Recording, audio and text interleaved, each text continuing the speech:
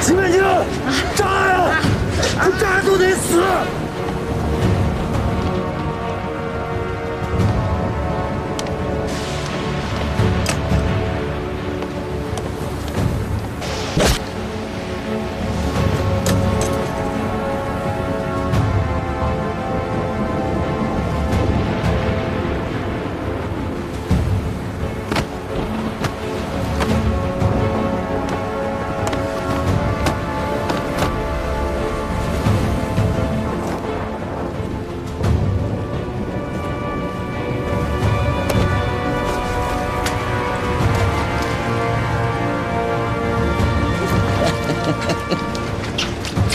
我都不想花的那点钱。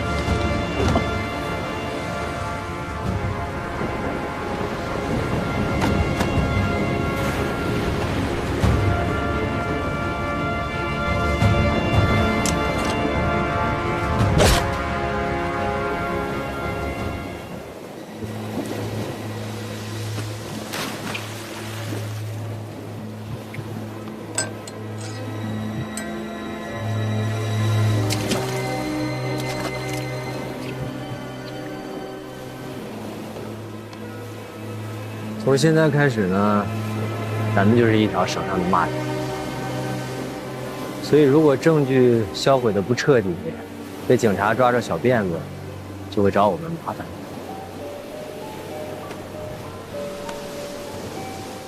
哦，对了，还有一件事。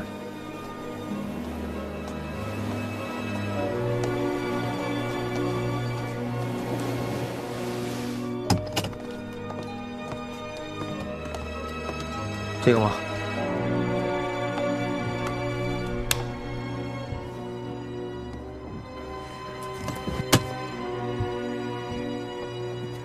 坏了！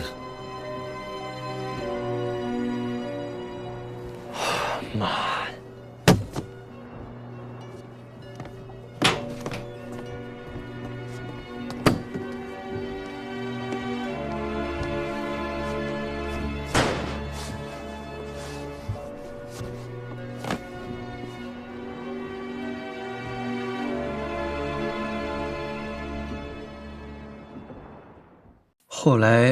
后来我们只能等待救援。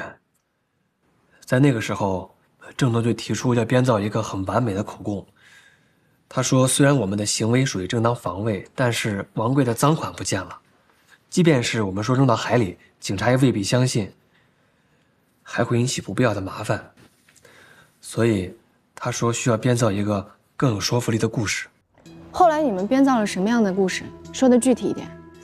首先不能说出王贵的身份，因为一说警察就会联想到赃款，就会大查特查，反而引起不必要的麻烦，我们就越发的说不清楚了。要找一个替罪羊，让他承担杀死王贵的主要责任。郑铎说，如果这样说，警方一定怀疑，为什么是我们三个偏偏活了下来？我们三个的口供是否有那么可信？警方就会大查特查，反而会发现我们是在说谎，还不如就说是我们中的一个人杀死了王贵，我们的口供又对得上，警方找到了凶手，就会以为案件得以侦破，就不会再怀疑了。那你们让谁来顶罪呢？齐文静。为什么？郑铎说，反正你也杀了人，多一个不多。而且，你顶下罪来，一来我们可以帮助你隐瞒你杀死你丈夫刘凯的事实，那是要判死刑的；二来呢，我们可以帮你照顾妙妙。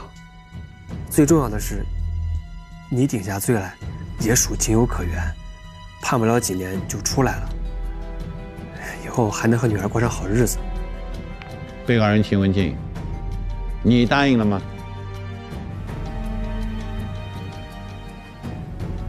我答应了。可郑铎又说，光一个女人，哪有这么大的本事啊？警察也会怀疑，所以我们就说，我们是协同秦文静杀的，一个人按头，一个人按脚，反正刀又不是我们捅的，罪就不会太重。然后郑铎又编排出一套更完整的故事。把刘凯说成发疯，也是为了帮秦文静隐瞒杀死刘凯的事实。被告人林宇，你一开始是答应了的，是吗？那今天为什么又把这些都说出来了呢？因为我害怕，我总是梦见王贵，他的脸，他的眼睛，一直瞪着我。再后来呢？再后来，没有海事电话和卫星定位，我们不能求救。柴油早烧完了，我们就随波逐流。几天后，我们飘到一个小岛上。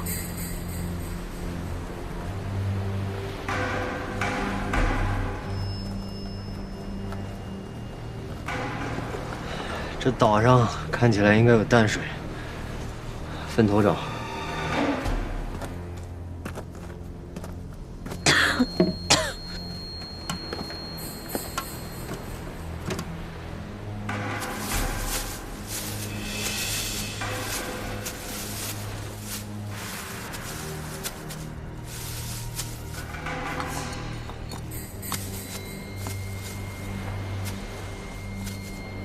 又过了7、8天，从竹子岛上带的淡水也喝完了，我们也没有飘到其他小岛上。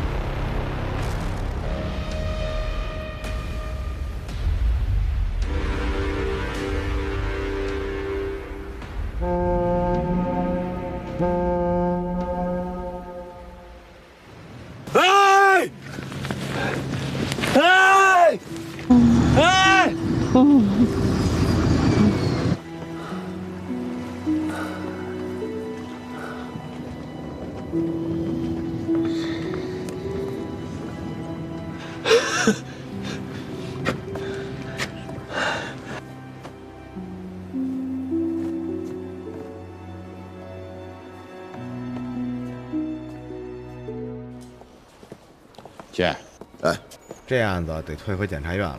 请他们根据新的事实和证据，让公安方面重新侦查。是这个案子很轰动，反转呢也很大。我想这回啊，公检法应该够忙的啊。不过总算这次庭审终于把这个案子给查清了。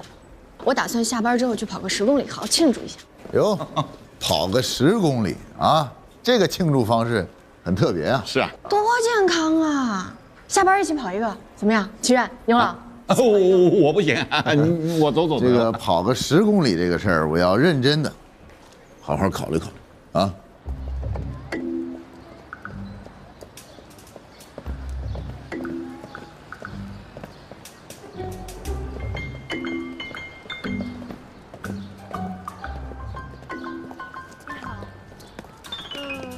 我想要一杯珍珠奶茶加冰的，全糖。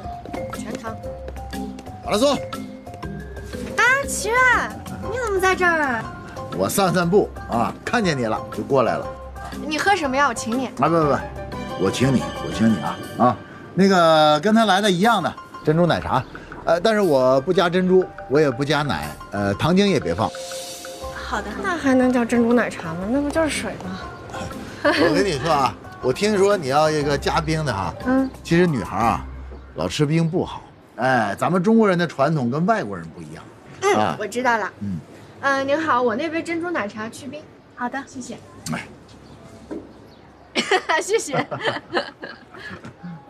你说你们年轻人啊，跑了那么长时间，来了一杯珍珠奶茶，你知道这热量有多大吗？那您就不知道了吧？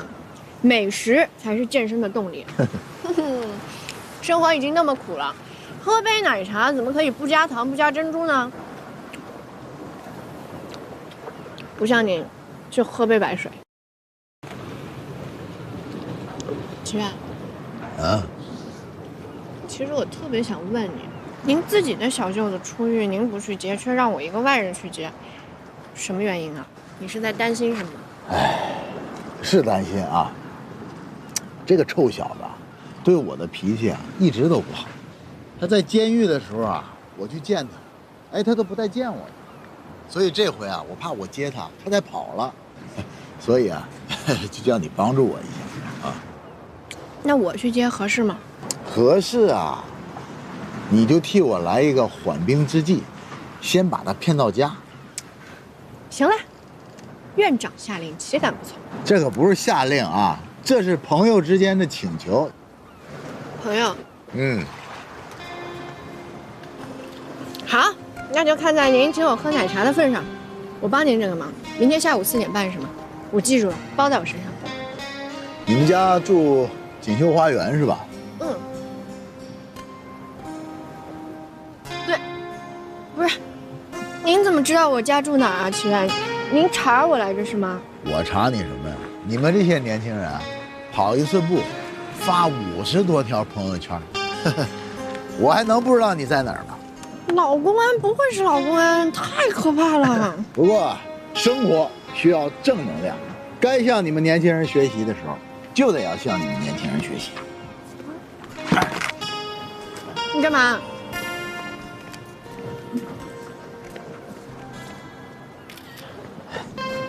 发朋友圈啊，向你们学习。你看一下，您还发朋友圈？500年不发朋友圈的人，一跑出一身汗，老当益壮，活力十足。不是齐远，您哪儿跑了？您刚不是跟我说您一直在散步来着吗？我现在就跑。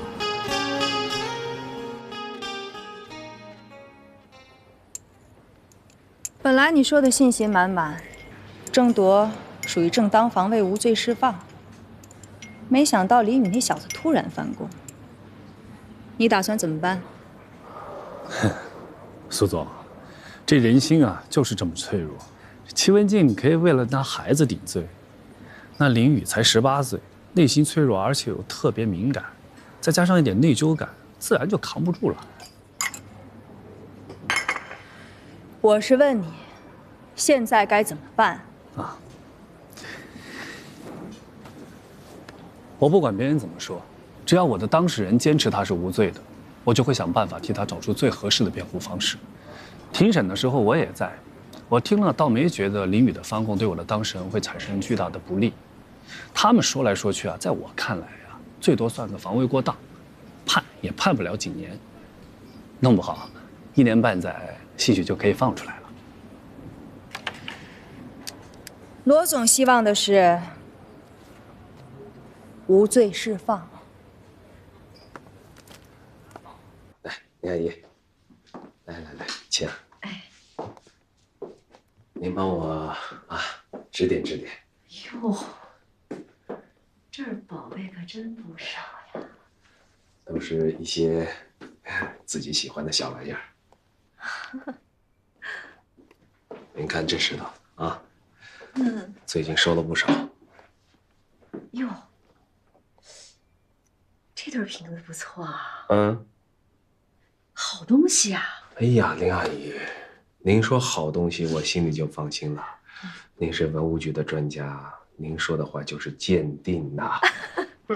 我哪是什么专家呀，我就是分管文物局这一摊，那个专家都是底下考古队的人。哎呀，在我眼里都是一样，都是专家。哎呀，真漂亮。乾隆的吧？高，专家果然是专家呀。哎呀，小罗啊，你这从哪儿收的呀？哎呀，这个也不是收的。那哪来的？朋友送的。送的？哟，我们小罗可真有本事。你是帮了你这朋友多大的忙啊？人家送你这么贵重的东西。阿姨请笑。罗总，李阿姨那边都准备好了。吃个便饭。哎呦，小罗不好意思啊，佳佳回来了，我得回家陪她吃饭去。我都知道，所以都安排好了。走吧，林阿姨。来，你们搞什么呢？你俩？这边，林阿姨。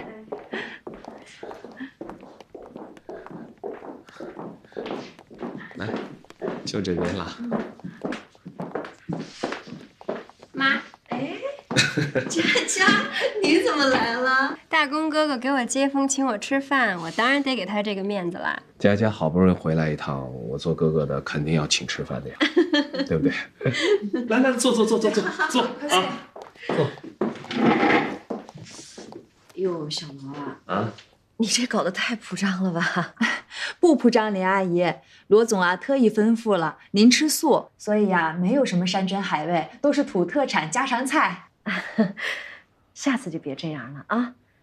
我又不是外人。哎呀，林阿姨啊，正因为不是外人，咱们就别说客气话了，对吧？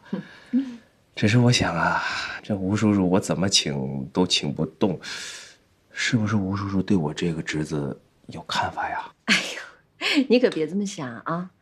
你吴叔就是这人的脾气吧，他太直太正，他这脾气很容易得罪人呐。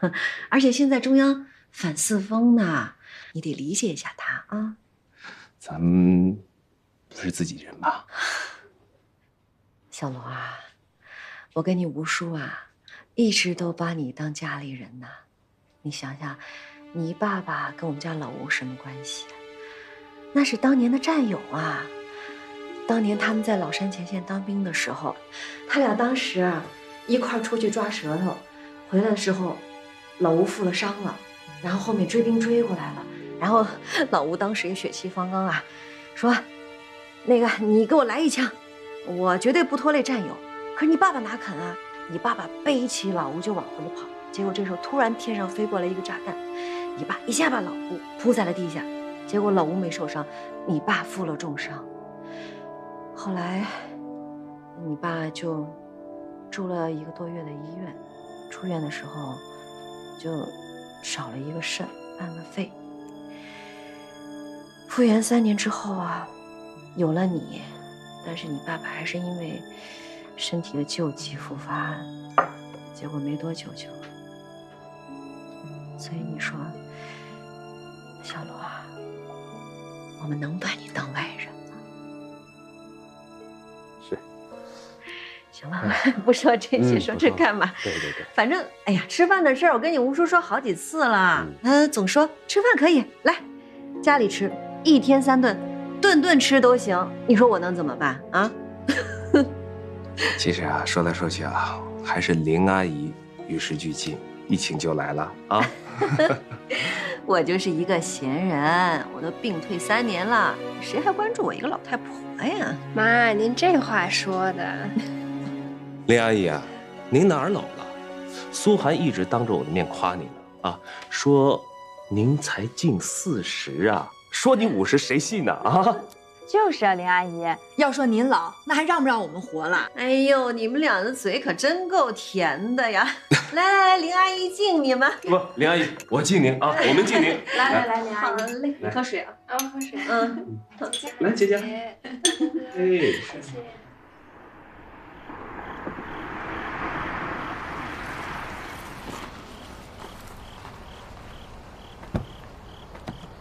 哎呀，哎呀，谢谢。好嘞。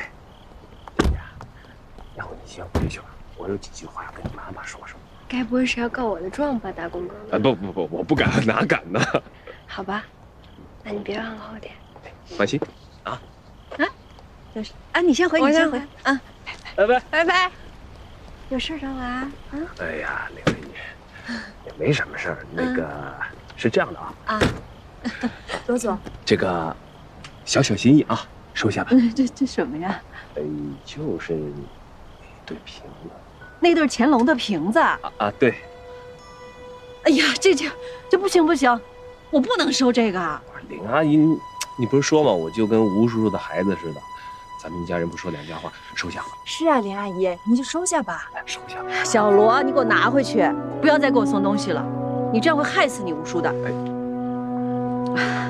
行，我先回去了啊。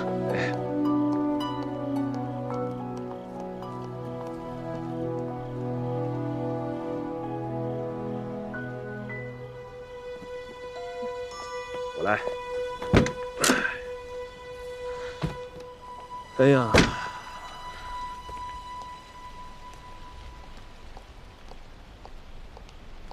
哎，妈，不是让你先进去吗？你怎么还没进去啊？我这不是等您呢吗？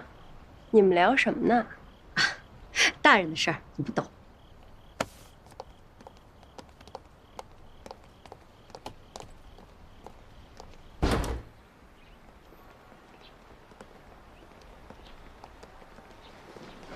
老秦啊，老秦，哎，刚才吴书记那态度啊，招商局的这一个副局2个正处，这回的挂招看来是彻底。是啊，你说借着出国考察呢，净瞎逛，而且啊，叫相关的企业把这些费用啊都给报了。你说吴书记不抓这些典型抓谁？该顶风作案。哎，对了，这个渔船啊，我们把相关的资料已经递交给检察院了。你觉得检察院这回会以什么样的罪名起诉？这你又给我出难题了。人家检察院能独立行使国家的检察权，哪能让我们法院去指点啊？行了行了啊，当我没问。你呀，真是个老狐狸。行了啊，开车慢点啊。行，好，走了。哎。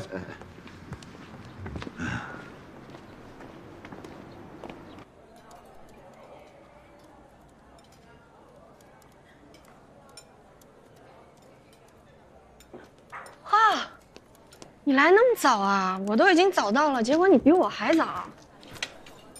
你有什么要跟我谈的？我很忙，除了关于我姐的。我当然是要跟你谈关于你姐的。老板，麻烦给我来1瓶巴黎水，谢谢。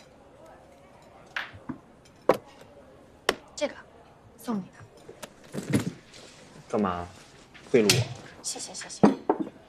瞧你说的，我有必要贿赂你吗？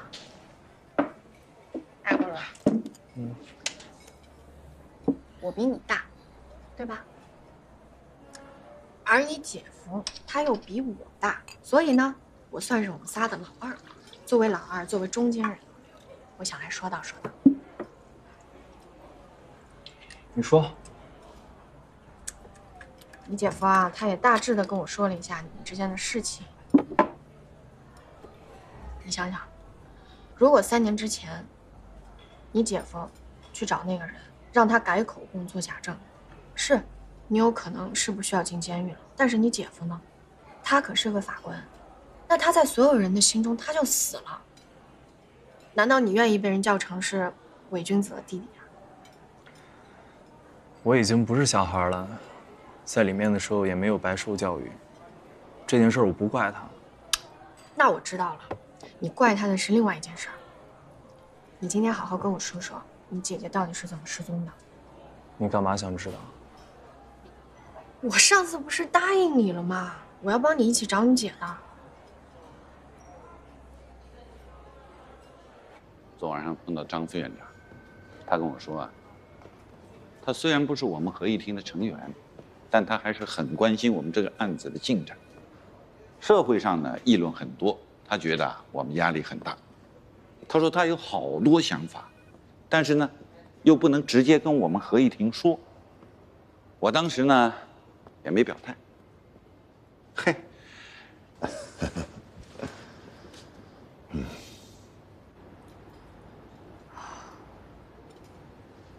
我了解了。但其实这事儿吧，你也不能怪你姐夫。他当时在公安局上班，他能不去找你姐吗？肯定是因为没有找到证据，没有找到线索而已。可是生活还要继续啊，郭伦，你不能永远背负着你姐姐失踪的包袱，就这么原地踏步啊！难道让我自欺欺人，就不找我姐了？没有让你不找你姐，你当然要找你姐。你姐夫他也在继续找着你姐呢。其实我看得出来，你打从心底里是非常认可你这个姐夫的。马姐，不管我怪不怪齐恒，最重要的是你帮我找到我姐。当然，我答应你的，我就一定会做到。但是这件事情，它真的是需要时间，得从长计议。你只有自己站起来了，你快速的成长起来，你才会有精力和财力去找你姐，是不是？所以呢，接下来我们最重要的事情就是好好的规划规划你以后的路应该怎么走。首先，我觉得吧，你从明天开始，每天早上过来找我跑步。啊？哦，对了，我还有一个律师朋友，他有一个学编程的朋友，非常非常的厉害。我听说这个大神他现在在一心一意的搞手游开发，不然4大金库早就已经被他给攻陷了。他真的这么厉害？当然了，我什么时候骗过你？那马姐，你能不能让我拜他为师啊？你想拜他为师啊？你想要拜他为师，可以，但是我有一个条件。你说。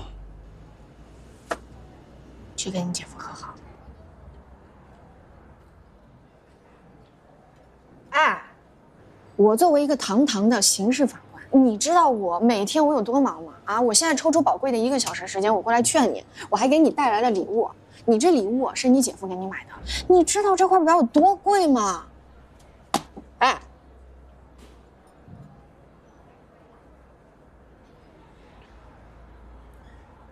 我答应你，但是你要知道，我是为了学好技术，更快的找到我姐。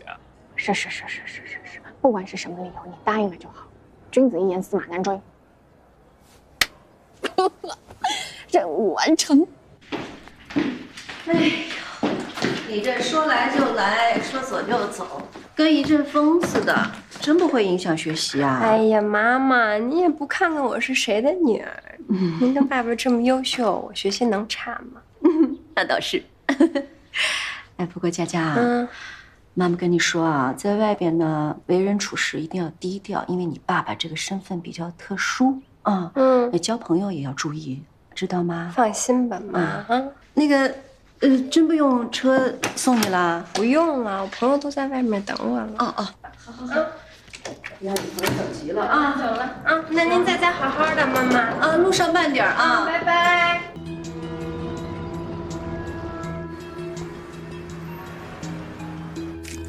鹿港18号非法载客，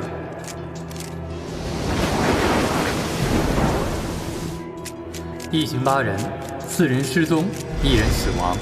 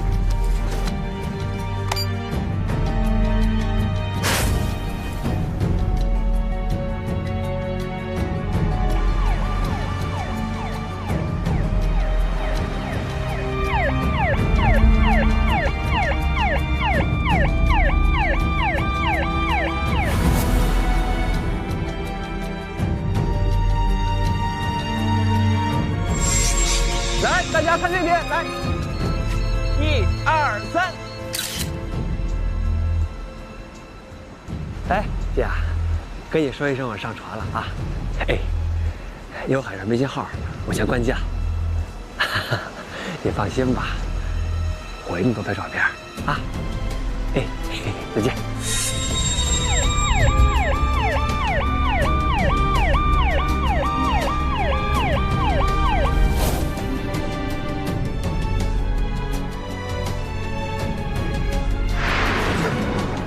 哎，那位哥哥，你怎么那么害羞啊？哎，我发现你好像像一个人。你要吓死我呀！我就看看你拍的怎么样，我偶尔也玩玩摄影。潘老大刚才说了，一只船上只能有6个乘客。你什么时候上来的？我也刚上船。兄弟郑铎，相逢是缘，以后也是朋友了啊，多多关照。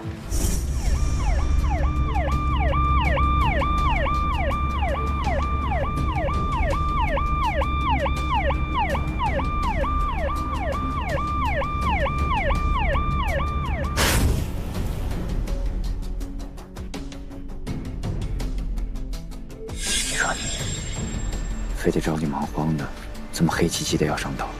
说岛上的菩萨特别灵，未来一定生儿子。咱们就忍忍吧。行，忍一忍。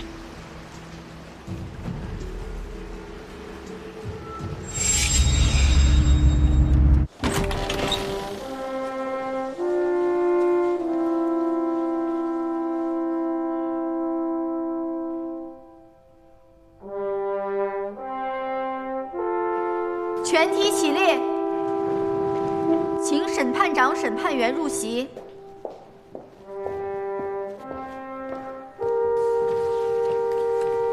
报告审判长，庭审准备就绪，可以开庭。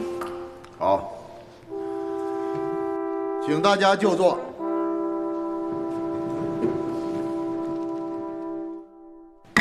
现在开庭，带被告人郑铎上庭。被告人郑铎，你再详细的复述一下，鹿港18号离港以后发生了什么？你们为什么没有到达登仙岛？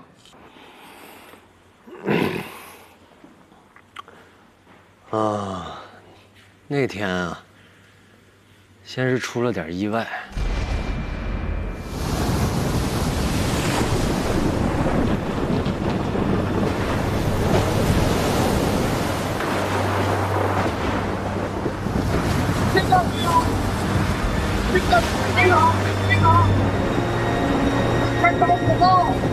我是鹿港18号啊，收到请回答，前方情况怎么样？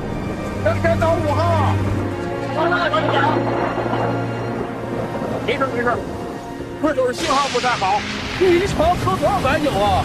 晃这么厉害能出海吗？登山岛5号，收到请回答。你踏实坐着吧啊！我告诉你，我航海几十年了，这点风浪算什么？我保证把你们都送到登山岛去啊！登山岛，登山岛，不是神仙到不了。啥？登山岛5号？你说什么？啊？什么没有神仙上不了？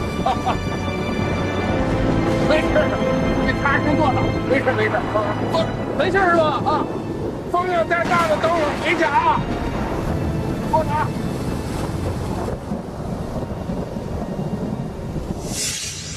所以你们的卫星电话从那个时候就已经坏了。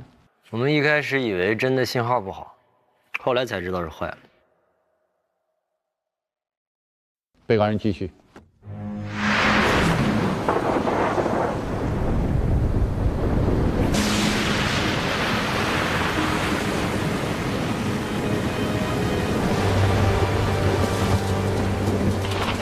不用你，我来，手放开。是吧？没事没事没事。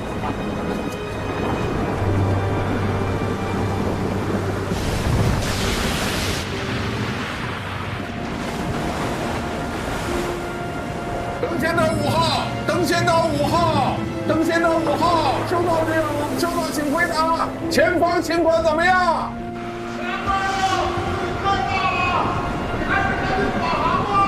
明白明白，返航返航。哎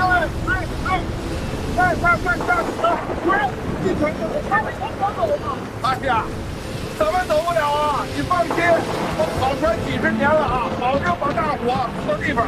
都进去吧，一大的活动，活动愉快。进去快！退什么退呀？啊，我保证你通到不就完了吗？你确定能到登仙岛吗？没问题。哎呀，快进去！你大了，活动，快点。快点，快点，快点！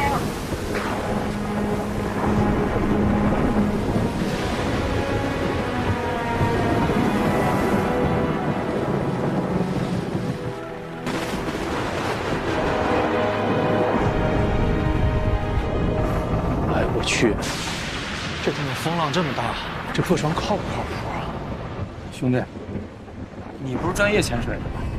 也怕这风浪？哥们儿，我是潜水的，我又不是鱼。别害怕，没事的，有我呢。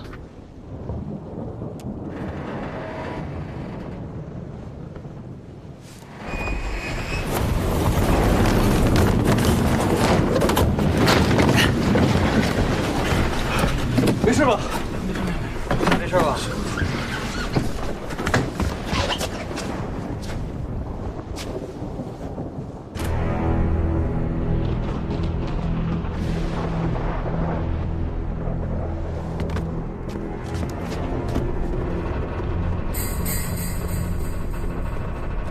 他额头流血了，这样不行，得赶快止血。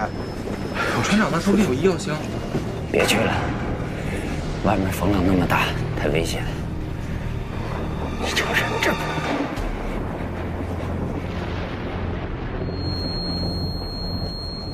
我去。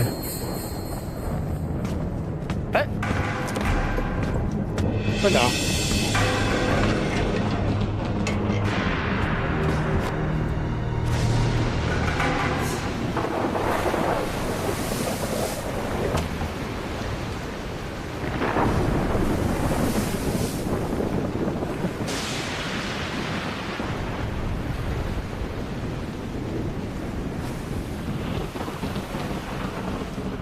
收到，请回答。把卫星电话给我。什么？卫星电话给我！风浪这么大，去不了了，马上返航。你说什么呢你？啊？海山村快你了解吗？我跟你说，看过这个风暴片就风平浪静了。再说了，回去我这船名谁管呀？风浪的逼要紧还是船名要紧？信不信我弄死你？你小子还敢威胁我？我告诉你，这船是我的，我说了算。你要放我把你们还是危险，他妈试试！你还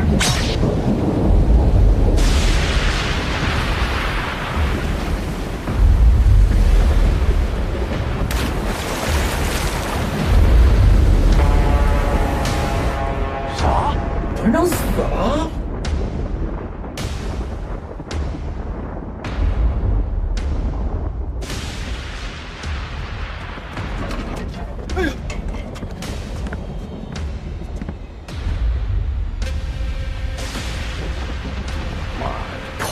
还他妈坏！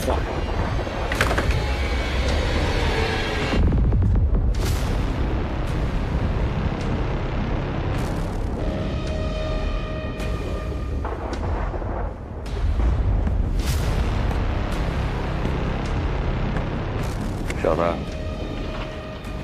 你还上过海事学校，会不会船？我是上过海事学校，我不会开船。你不会开船呀？那船长都已经死了，我不动。我还不能死，我还没生儿子呢，爸爸。对不起，爸爸。船长死了，你们都知道。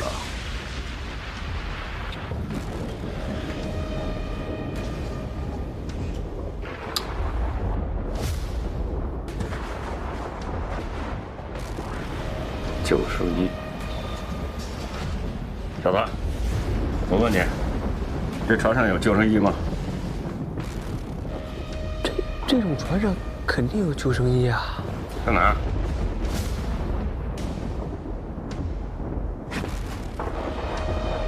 那儿呢。你，啊，找出来。好。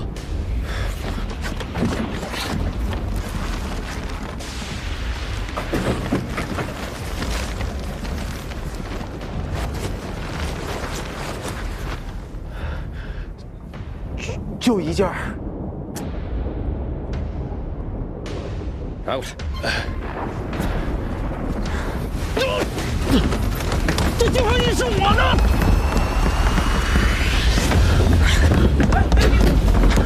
裘人拿着救生衣出去之后呢，我们跟着跑了出去，就看到。你别过来啊！我很高兴的，救生衣给我，就一个，我给你。别打了！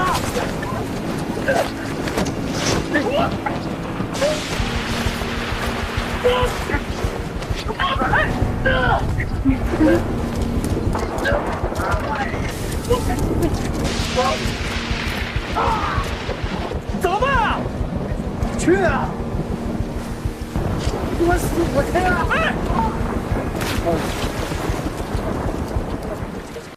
被告人齐文静，救生衣后来被谁拿走了？胡白。后来呢？后来，王贵就冲了进去。我说这位朋友，别躲呀！你能躲哪儿去？别躲了，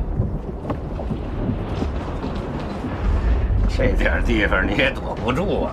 来来来来，出来出来出来，聊聊咱们啊！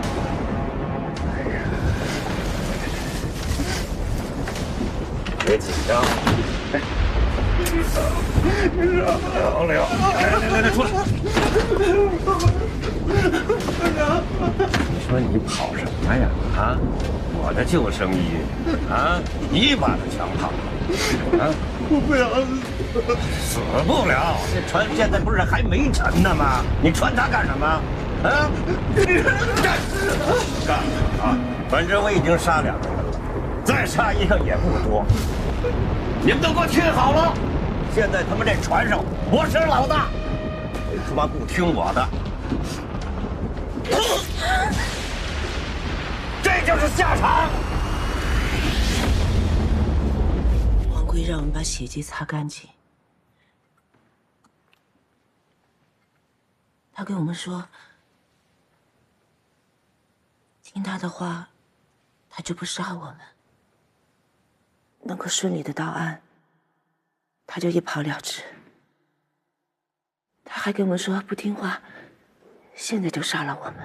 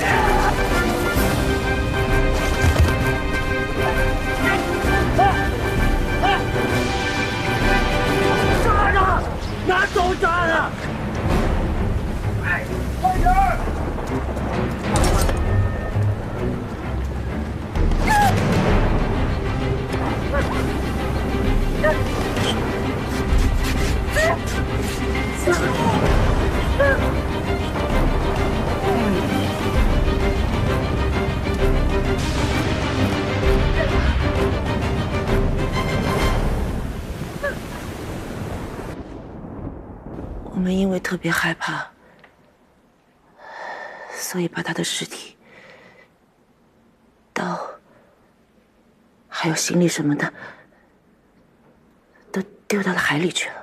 王贵是被你们杀死的，那你的丈夫刘凯又是怎么死的？他活该。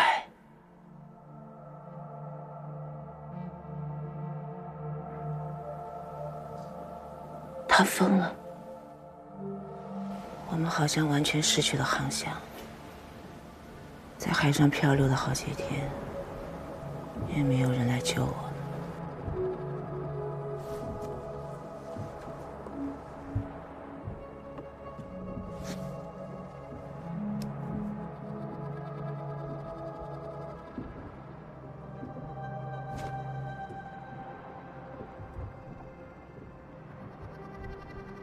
怎么了？我老公不见了。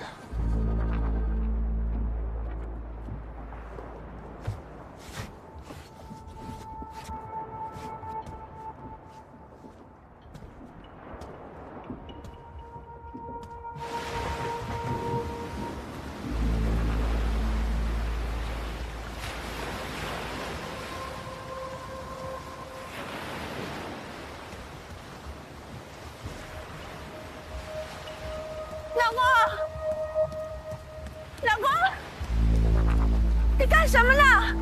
我看见了。你看见什么了？岛。他说他看见岛了。什么岛？在哪儿呢？就在那儿呢，看到了吗？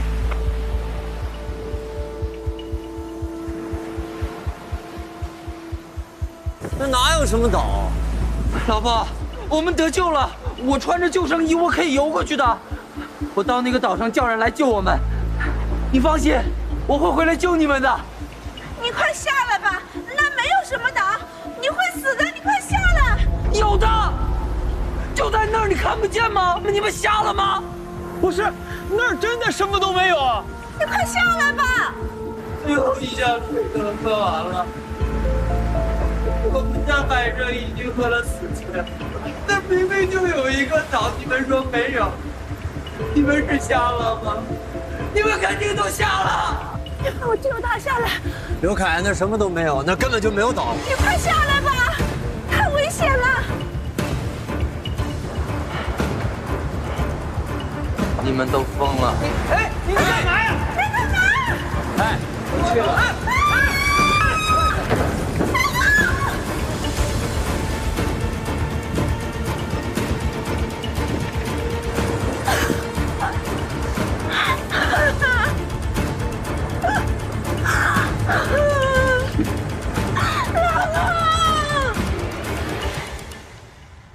事实陈述就到这里，下面是举证质证，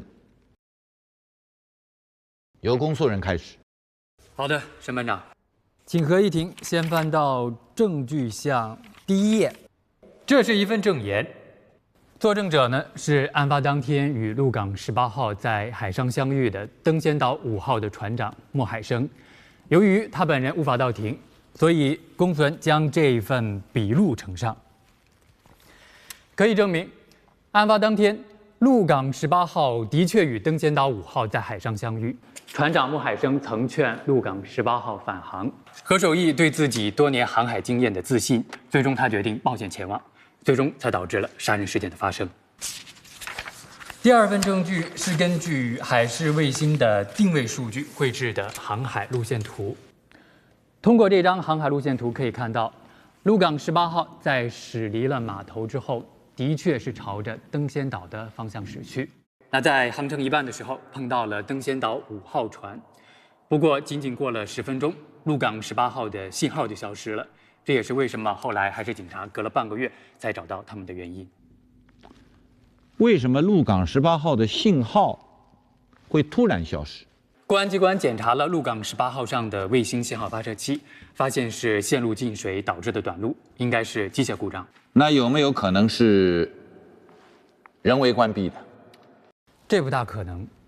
首先，卫星信号发射器的开关被调在开那一档，也就是说，当发生故障的时候，它应该是开着的，而没有被关闭过。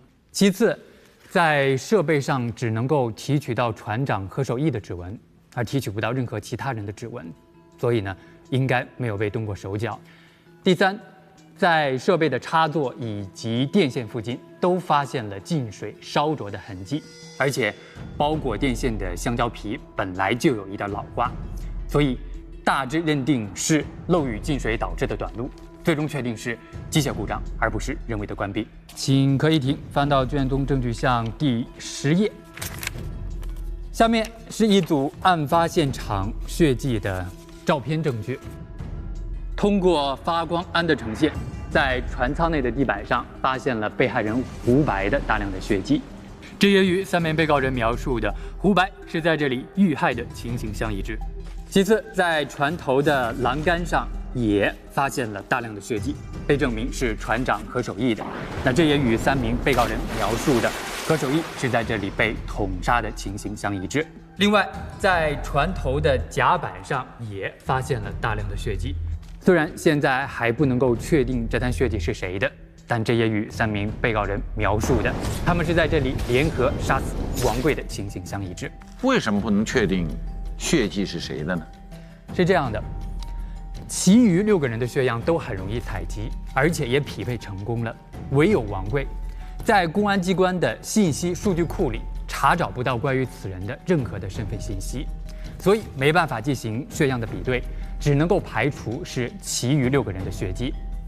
但是，据3名被告人供述，在他们最初登船时，在船头甲板上没有看见过血迹。那为什么没有王贵的信息呢？公诉方怀疑此人使用的是假名，但是现在人死了，尸体也消失了，所以没办法进行考证。在血迹报告的后面是法医的鉴定意见书。首先是在发现了鹿港18号附近海域的某个荒岛上，找到了刘凯的尸体，经鉴定，身上没有发现其他的伤口，所以可以确认为溺水身亡。其次就是船上各处血迹的分析报告，那通过失血量来判断，胡白和王贵可以被认定为死亡。用于杀死王贵的那把弹簧刀上的血迹分析报告，为什么没有？那把弹簧刀丢失了。据被告人郑铎供述，当海事警察发现他们的时候，他非常的兴奋，急于脱险，所以在登上海警船时，不小心那把弹簧刀就掉到了海里。那虽然后来警方也搜索了附近的海域，但始终没有办法找到。审判长、审判员，3名被告人郑铎、齐文静、林宇的犯罪事实已经在起诉书中明确的认定，而且也为今天法庭的调查所证实。3名被告人对自己的犯罪事实亦供认不讳，他们承认是出于恐惧而联合杀死了被害人王贵，所以根据相关的法律，应当判处3名被告人故意杀人罪。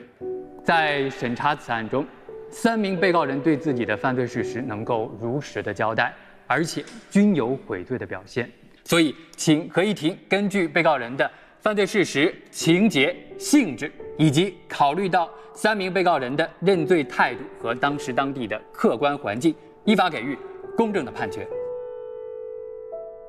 辩护人有什么辩护意见吗？尊敬的审判长、审判员，根据事实和法律，辩护人发表如下辩护观点。关于事实的认定，辩护人提醒合议庭注意：我的当事人郑铎只是让齐文静扎伤王贵，而并不是杀死王贵。没想到齐文静失手杀死了王贵，所以郑铎不应该对王贵的死亡负有责任。关于适用法律，被害人王贵之前已经杀死了船长和另外2名乘客，他也有很强的动机杀死剩余的2名乘客灭口。在这样的情形下，我的当事人郑铎想要制服王贵，属于典型的正当防卫，不应属于故意杀人范畴。综上所述，辩护人认为公诉方所提出的罪名不适用于我的当事人郑铎，请求人民法院根据事实情况，依法免除我当事人郑铎的刑事责任。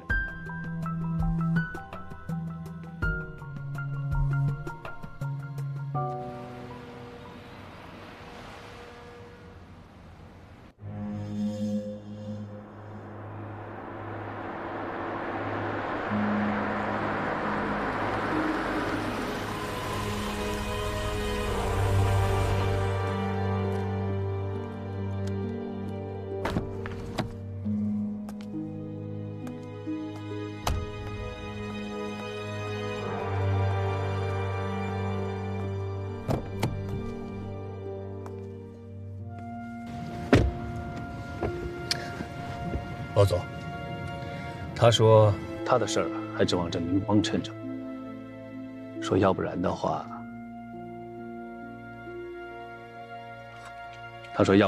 他怕自己在警察那边管不住自己的嘴。就这些吗？他要求我一定把这段话完整的带给你。下回啊，你去看守所见你的当事人的时候，你也转告他，让他戒牢。没有人能够要挟我。他还说啊，他对罗总绝对有用，不光是10年来如此，而且会将是永远。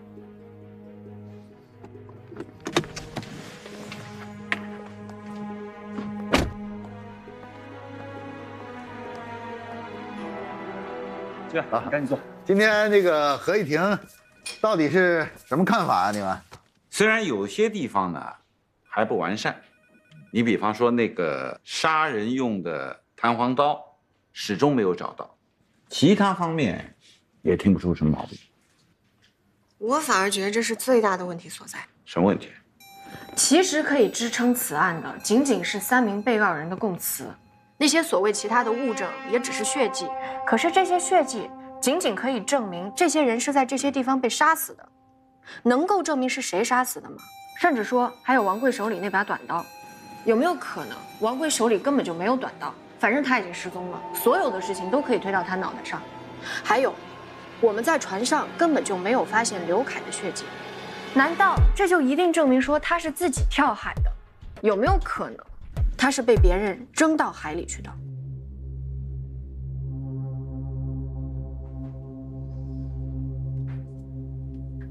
这也只是我的一种推断可能性而已。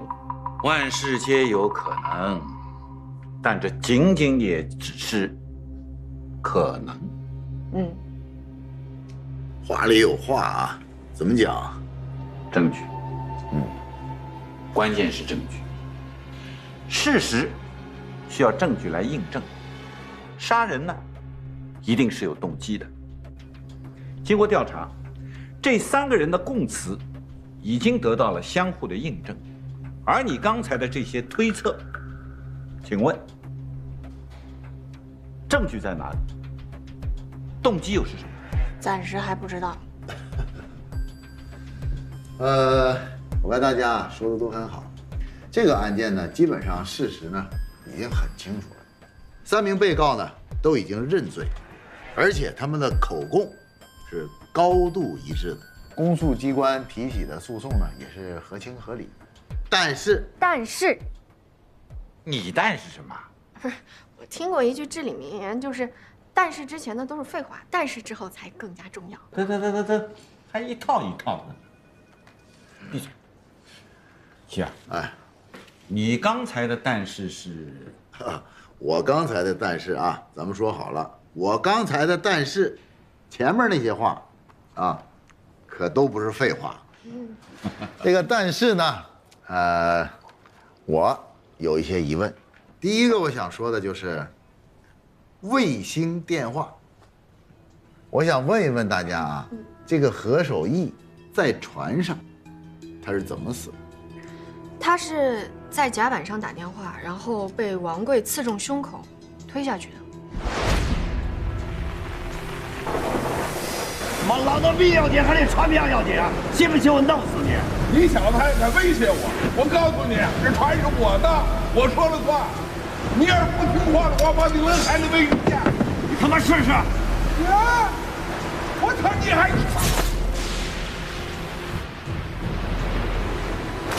是何守义，当时手里拿了电话，那他掉到海里的时候，电话呢？跟那人一起掉海里了？不对，供述里是说，王贵他回来的时候手里是拿着海事卫星电话的，而且反复确认电话确实是坏了。可是我有个问题啊，你们说就在这一瞬间，他是怎么把电话夺过来的？当时天那么黑，船又在摇，争夺没有看清楚，也完全有可能啊。或者另外一种可能就是，王贵在把何守义推下海之前，先把电话从他手里夺过来了。这个细节有时候啊，记混淆啊，记得不对，甚至是忘了，这都是有可能的。但是，如果要把这些细节记得清清楚楚，丝毫不差，甚至3个人的口供都是高度一致，说明什么？这3个人的供词严丝合缝。在什么样的情况下，3个人的证词严丝合缝，高度一致？串供。当然，也不能说他们的口供啊是一致的，我们就说是串供；口供不一致，我们就说人撒谎。我还是那句话，案子到我们法院，如果我们在这个案子有漏洞的情况下，把这个案子给判了，那就是我们法官的责任。你们别忘了，我们法院是守住公平和正义的最后一道防线。当然啊，我们坐在法官的这个审判席啊，就要尊重一切可能发生的可能性，善于找出这些小问题，即使这些小问题呢，不能代表着有什么疑问，或者是对案件产生重大的转折，但是呢，它也能训练一下我们的思辨能力嘛。齐院不愧是干过公安的。齐院，如果，我是说如果啊，如果我们今天的推断都是正确的，那他们3个人就是在说谎。那我们这案子应该怎么判呢？如果，什么意思呢？这个如果说的啊，就不是事实。今天我们大家都是推测，没有确实的证据来证明他是在撒谎的。所以啊，一切都要以庭审当中的证据和陈述的事实做客观的审判。思辨精神啊，咱们要有，但是不要有主观的臆断，主观的臆断会影响正确的审判。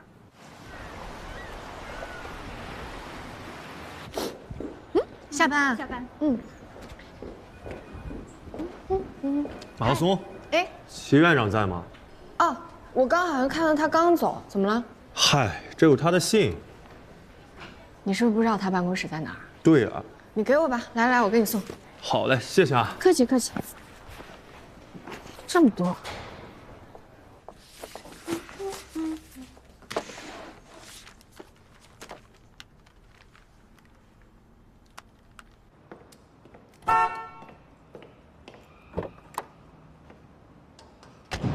哟，张院，怎么了？好像电瓶没电了。啊，你怎么能会修车呢？我给你找一个人。不用，我找4S店了。哦，找完了是吧？哎呀，忙你的吧。好。电话哪儿去了？